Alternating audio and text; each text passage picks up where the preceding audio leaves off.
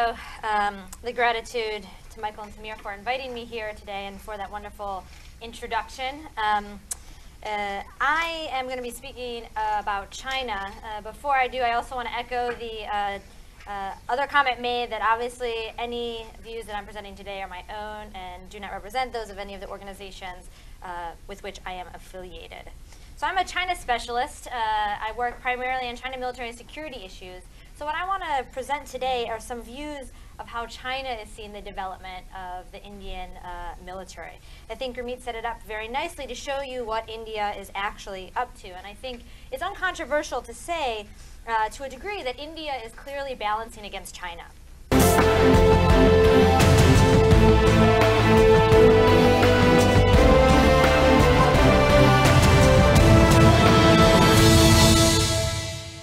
China's foreign minister has blamed India for triggering the ongoing military standoff near the Sikkim border.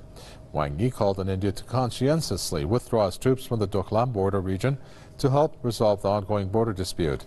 China says Indian troops need to return to the Indian side of the border before any talks can be held to resolve the dispute. India has in the past admitted that its troops enter the territory that is under Chinese control, but claimed by Bhutan. The row between the two countries' border troops broke out in mid-June when Indian troops halted a road construction project by Chinese troops on the Doklam Plateau in the Tibet region. But scholars that work on China primarily also agree that China is not responding militarily to India's rise to the degree that we would expect it to, as political scientists, but also as policymakers. If you look at what the Chinese are doing and what they say, they actually are responding with surprising mildness to some of the developments specifically along the border. The People's Liberation Army, their ground posture is relatively restrained compared to the forces assembled in other regions. Their air force is improving to a degree, but for the most part, they don't have any bases that are close, permanently hosted bases that are close to the border. And lastly, I would say that in the reorganization, given the fact that the Western Theater Command, which is in charge of dealing with India, primarily the border issues, the fact that this theater command is landlocked and therefore doesn't have an associated navy suggests that China is not optimizing its force structure primarily with India in mind. But most telling, I think, is the way that China responds to other countries that are not India. It shows how special really India is in the Chinese mindset. China responds to other countries that are smaller and that present a less dynamic threat to China in very severe fashions. However, when India engages in military modernization or exercises or activities, the Chinese respond very mildly. If you look at comparing the Indian defense budget with potentially the budget is not as high as some people in India would wish it is, but the budget is 10 times more than that of Vietnam and the Philippines, and 17% greater than that of Japan. The Indian Navy has 120 more active ships than Japan, 139 more than the Philippines, 146 more than Vietnam. India's Air Force has almost 10 times as many active aircraft as those of Vietnam and the Philippines, and almost twice as many of those in the Japanese self-defense forces. Now, this is only quantitative. It obviously doesn't address some of the qualitative issues, but this is just to make the point that in comparison to Vietnam and the Philippines in particular, India presents a greater military challenge to China. However, when those two countries, Vietnam or the Philippines, engage in any types of activities, however minor, or engage in procurement or development of any systems, however minor, the Chinese official response is extremely harsh.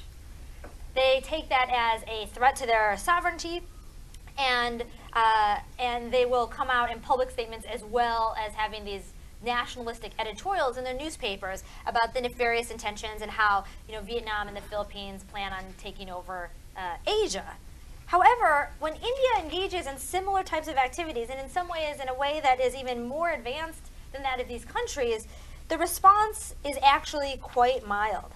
If you look at, for example, specifically how the Indian military is portrayed in the Chinese media, articles that have been published in the People's Daily and in the Global Times show that China is paying attention to the Indian military modernization.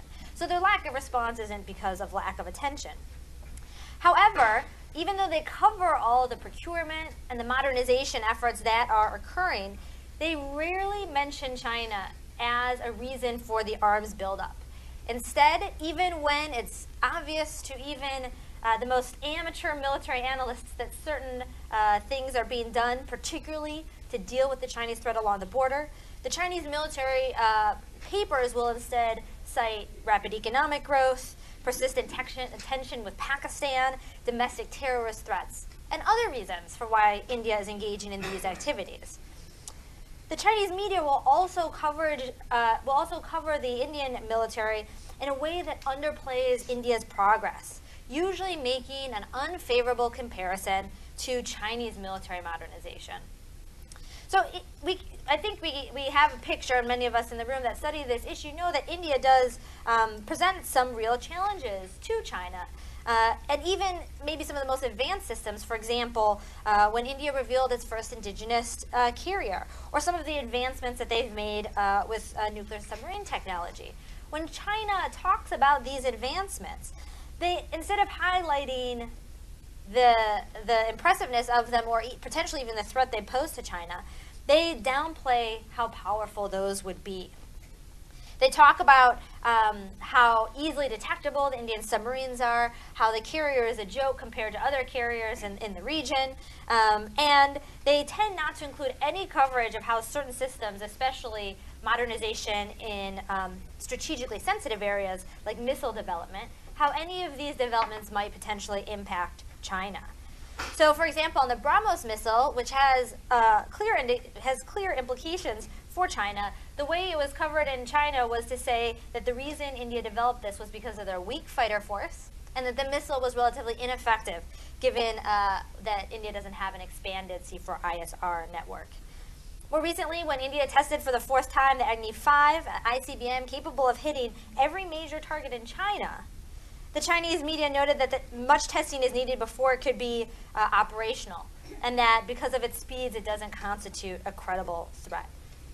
When they talk about some of these developments, they also like to point out that a lot of the equipment or modernization efforts that are being undertaken in India are driven by procurement from other countries. It's very important in the Chinese narrative that it downplays India's own achievements.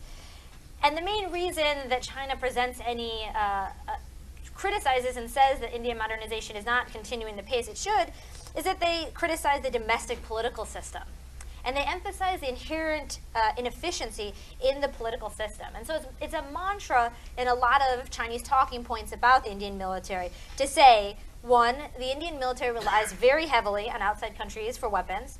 2, the different weapons from different countries that the Indian military procures leaves it with a less effective fighting force. And 3, the weapons they end up procuring are such low quality and their own defense industry is so backwards that India will never catch up to China. These types of viewpoints also extend not only to the procurement, but also exercises that are being done on the border. It's very surprising, again, when China is so sensitive, especially to cooperation between the United States and other partners in the region, that when India engages in exercises with the United States, the Chinese response actually doesn't present any sort of nationalistic ire or even commentary. For a large part, they will blame the United States and other countries for tricking India into participating in these balancing type of measures, but that India itself has no desire to actually do so. If you look at the white papers that China puts out, they mention India just as often as other countries, but they mention India in the context of cooperation with China, and they don't actually mention the arms buildup. So this is, I think, a very interesting pattern, and I would say that it's not because some of the maybe conventional wisdom is the Chinese are, they're not concerned about the Indian military, they're not concerned about the Indian threat. But parallel to all this discussion about how ineffective the Indian military is and how slow their modernization is another discussion about how nefarious Indian intentions are.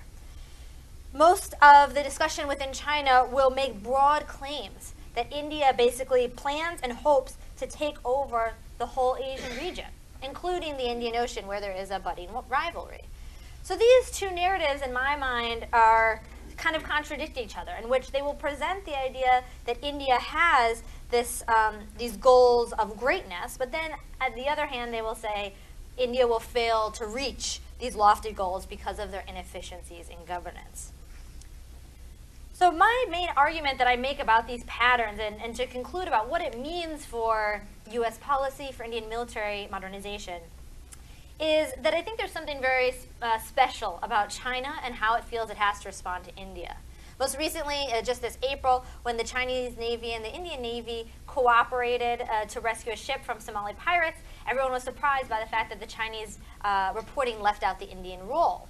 But this is actually very common given the patterns that I've laid out to you. I would argue that China finds it necessary to downgrade any progress that India has made, primarily because of regime legitimacy. That domestically they have an argument that the only way that they can modernize and rise the way they have is because they've maintained the domestic political system they currently have. And such progress would not be possible with the domestic political system that India has. And that's why they find it so important to highlight the fact that India is not doing well, even to, I would say underplay, underestimate, there's a bias there, but also highlight the reasons for any of the problems India has is because of the domestic political system. What this means for policy is that I think the threshold for what the Indian military would have to develop, and also the degree to which the United States and India is cooperating, the threshold at which China would actually respond is higher than most policymakers expect it to be, within the United States at least. There is this counterbalancing force, which prohibits the Chinese from admitting that there's any developments of concern in India. So I think this means there's actually more room to maneuver in India to modernize, to protect their own security interests, especially along the border. I also think this means that because China isn't responding tit for tat, that arms races between China and India are actually unlikely. And so I would argue that while the current administration's policy towards Asia is still unfolding, it's still unclear, a lot of my research suggests that the best way to encourage India and potentially cooperate with India in a hedging strategy against China, as Gurmeet mentioned in his presentation, would be to help India more from afar. Because the more the United States is a part of that narrative, the more that China can blame the United States and maybe respond to India than if it's just India. And so with that, I will conclude, and I look forward to further discussion of the question and answers. 捍卫国家领土主权的决心和意志坚定不移，将不惜一切代价维护自己的领土主权。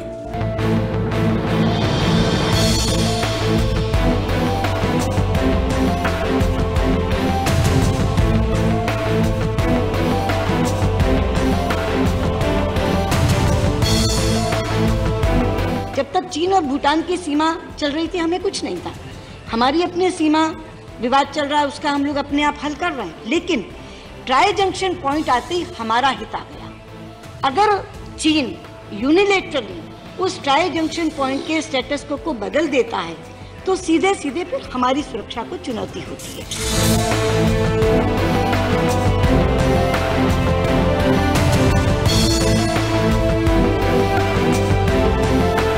अगर कोई बातचीत बैठकर करनी है तो दोनों अपनी अपनी सेनाएं हटाएं। तो कोई भी अनरीजनेबल बात भारत की तरफ से नहीं हो रही है। सारे देश हमारे साथ, क्योंकि सब देशों को ये लगता है भूटान जैसे छोटे देश में वो आक्रामक हो रहा है, क्योंकि भूटान ने प्रोटेस्ट किया, उनसे 4 दिन बाद भी प्रोटेस्ट किया, रिटर्न में प्रोटेस्ट किया उनके एम्बेसडर ने कि आप ये क्या कर रहे हैं। उस बाद भूटानी गवर्नमेंट ने इसको प्रोटेस्ट को कहा। तो इसीलिए सारे के सारे देश ये समझ रहे हैं कि भारत ने जो अपना मत रखा है और जो पक्ष रखा है वो गलत नहीं है, न्याय हमारे पक्ष के साथ है, इसको सारे देश मान रहे हैं।